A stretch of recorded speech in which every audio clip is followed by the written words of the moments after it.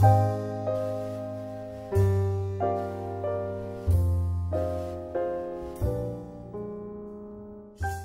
j'aime beaucoup cette pièce, toi, visuellement, quoi. Je la trouve. Il y a quelquefois, tu sais, où j'ai, je sais pas, une peinture de. Ma mère peint quelquefois un peu, mon père peignait, donc j'ai des trucs comme ça, où on me fait des cadeaux. Et Florence me dit à chaque fois, oui, mais tu peux le mettre dans ton atelier. Alors je dis non, non, dans mon atelier, c'est pas possible. Je mets que mon travail.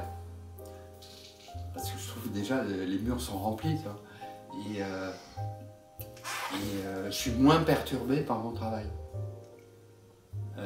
Parce que voir quelque chose que j'ai fait peut me permettre de faire autre chose, d'avancer sur ça. Alors que si j'ai autre chose de quelqu'un d'autre, ça peut complètement me détourner dans ce que je fais. Donc,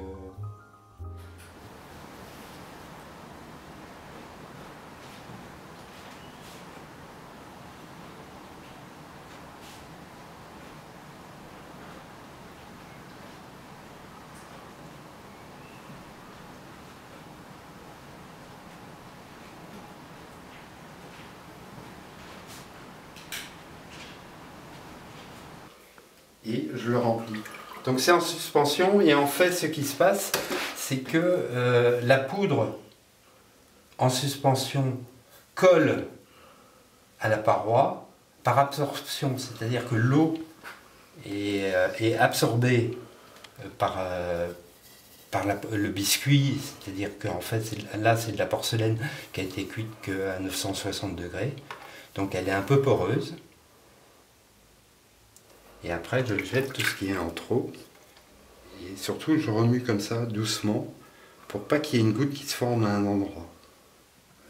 Une épaisseur un peu plus grande par rapport à l'autre. Bon, bah, il y a eu un temps de séchage parce que j'ai commencé par là. Et que j'ai son prêt quand ce sera sec.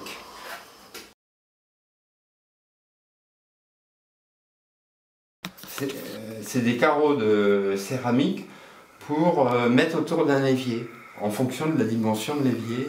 Parce que plutôt que d'avoir des carreaux blancs par exemple sur toute la distance, c'est juste pour faire une lisière autour de l'évier. J'ai fait une première couche d'émail verte qui n'est, comme on le voit, absolument pas parfaite. Pourquoi? Parce que je l'ai posée au pinceau. Donc on va retrouver tous les dessins qui est en dessous, qui est caché ici. Et cette partie-là, je vais mettre un colorant qui n'est pas de l'émail. Alors ce colorant peut servir à colorer de la terre, du moins de la porcelaine, pour faire ce qu'on appelle de l'engobe, mais là je vais l'utiliser pur. Donc ça va me donner une couleur rouge, mais une couleur rouge mate, pas du tout émaillée.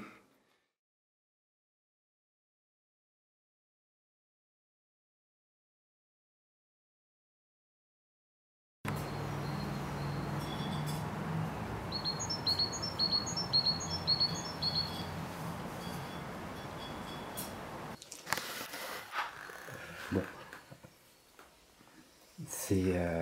C'est mal dessiné, mais moi je sais que c'est une prise électrique. Donc voilà, je sais que c'est une lampe et j'ai pas besoin de marquer lampe, quoi, grâce à ça. Ça, je sais que c'est un interrupteur et voilà. Après, c'est dans la réalisation que je vais faire une recherche sur cette... peut-être de trouver une prise qui soit plus esthétique qu'une autre. Et finalement, la recherche de la question est quelquefois beaucoup plus importante que la réponse. Parce que c'est dans la question que tu as la réponse, qui peut être pertinente ou là où tu vas inventer quelque chose. Au départ, parce que tu es obligé inventer une réponse. Autrement si si tu te mets devant, que tu commences à faire quelque chose, et ben tu vas reproduire des choses qui existent déjà, que tu as déjà vues, qui sont déjà en toi. Alors si c'est en toi des choses qui sont déjà une recherche, c'est intéressant parce que tu prolonges une recherche. Mais si c'est en toi parce que tu l'as vu, parce que si, parce que ça, c'est moins... Ça peut être bien, mais c'est pas nouveau, quoi. Donc c'est moins intéressant.